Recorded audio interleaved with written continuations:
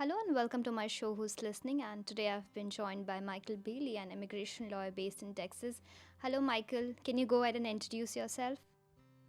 Hi, my name is Michael Bailey. Like Prerna said, I'm an immigration lawyer. I've been one since 2010, and I practice exclusively in corporate immigration. So, work based, high skill immigration like H 1Bs and perm labor certification and whatnot. Okay, let's start by asking what is an H4 visa and what are some of the limitations and challenges for an H4 visa holder?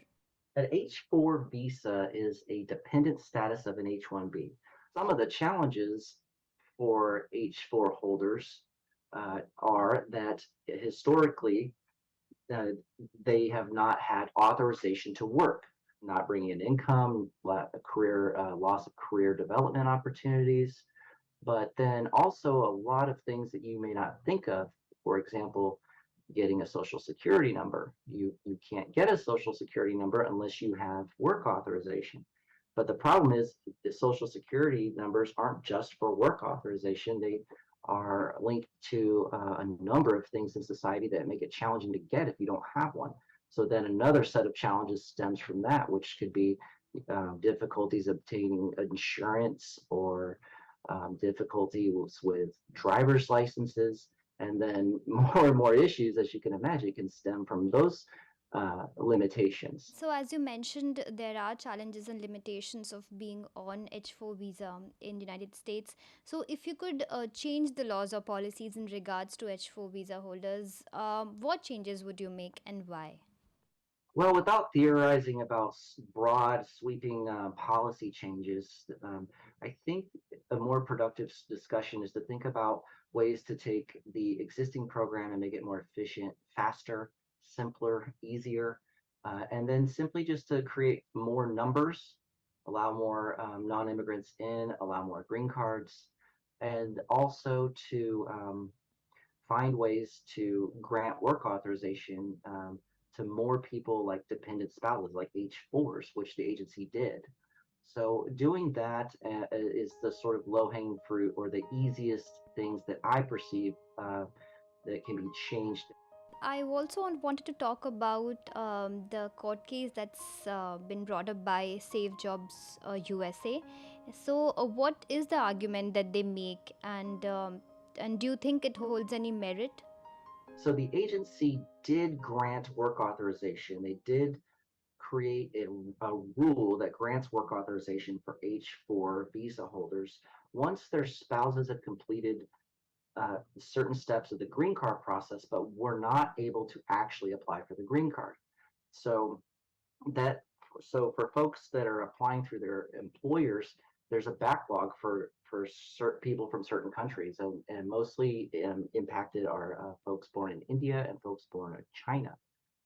And so they're stuck in this waiting period. And so the agency made a rule that says, okay, if you're waiting for a green card because you've got this I-140 approved, we're going to grant your spouse work authorization.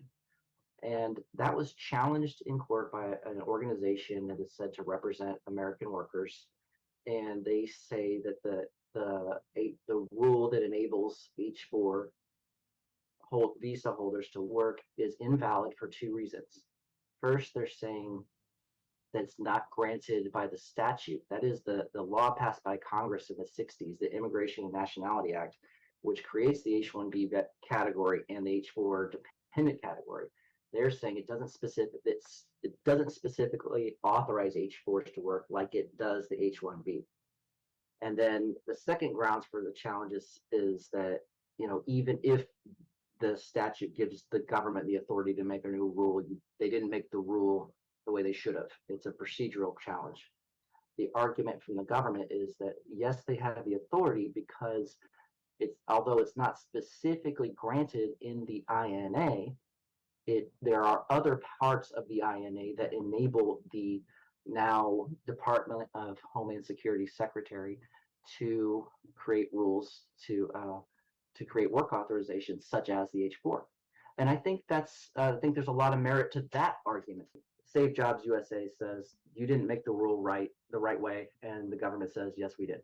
It's just like a granular analysis of do it correctly. In the current time, what is the way forward for the H4 visa holders who are still waiting for their EAD? What do you think? The program is legal, and it's fine to apply for it. So the question then is, if it gets invalidated, is that am I going to be in trouble? And I think the answer is that either it won't be invalidated by the suit, or that if it does, the government's going to make the court will make the government fix it. And so I can imagine something like an injunction for a period of time where the law is suspended and the agency has to hurry and do something differently. If, for example, the law were struck down on the procedural grounds, they would just say, okay, go back and do it, and we'll just hold this one here until you finish. And so, or if the law was struck down on the statutory grounds, then perhaps there would be an injunction to give Congress time to fix it. So, I mean, when we've seen these types of programs in the past, the government has found ways to create periods of time to transition or to go back and formalize something that wasn't done right at the outset. So I think the short answer is they're going to figure out a way for this to stick around. And so I also wanted to ask you, how is EAD related to green card? Yeah, so the intersection of EADs and green cards really happens at the point of the immigrant petition.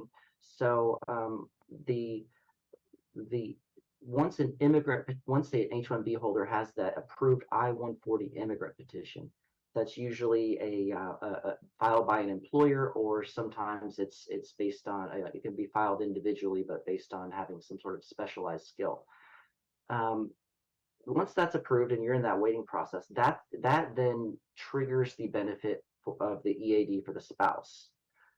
So the EAD being a work authorization that is granted by the government for various reasons and would have different categories. So that's kind of um, think of EADs as a temporary relief until you get a green card or get into another status. Michael, do you think the delay in getting a green card will be better anytime soon?